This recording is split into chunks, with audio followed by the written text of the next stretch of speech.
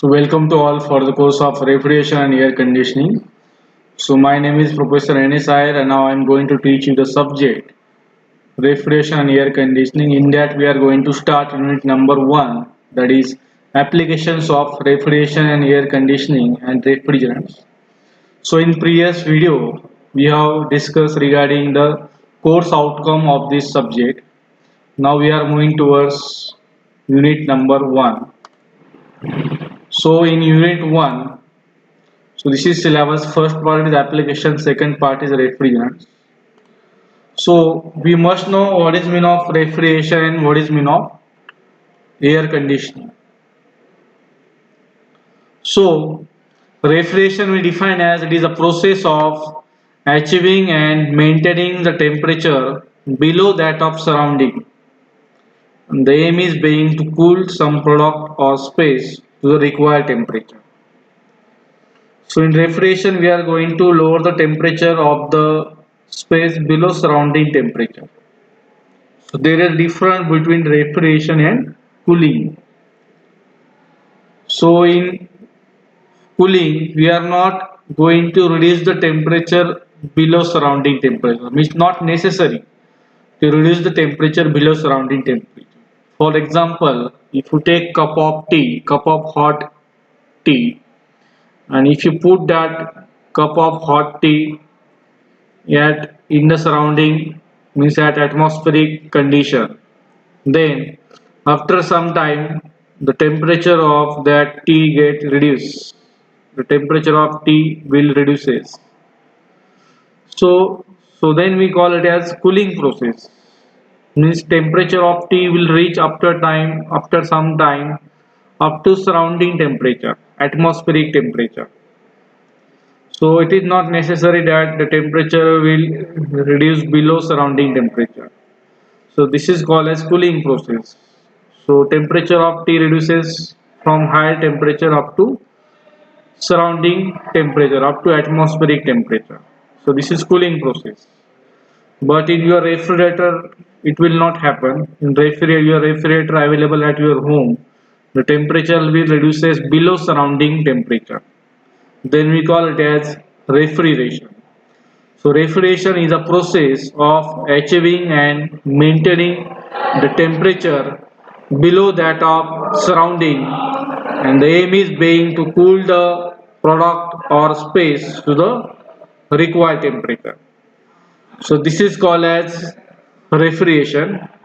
Then we define air conditioning. So air conditioning is somewhat different from refrigeration.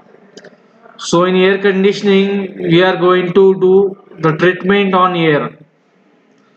So in air conditioning, it refers to the treatment of air so as to simultaneously control the air temperature, the moisture content, cleanness, odor, and circulation of air as per required by occupant and processes or product in the space.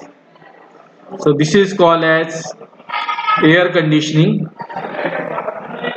So actually refrigeration, we can achieve the refrigeration by using two methods. One is by naturally and second is by artificially. So naturally means we can take the help of, we can transfer the ice from cold region to the required region. Okay, so in older region, we can achieve refrigeration by natural means such as use of ice or evaporative cooling, or we may transfer the ice from colder region or harvested ice in winter and store in ice houses for summer use. And we can also achieve the, or we can also produce the ice at night by cooling the water by radiation to stratosphere, and that art of ice making is called as nocturnal cooling. So nocturnal cooling means, so in India in older days, so if you take a shallow earthen tray and if you put the water into that, and there is a insulation of 0.3 meter thickness is provided to that tray. In that tray we put the water, and that tray is exposed at night to the sky.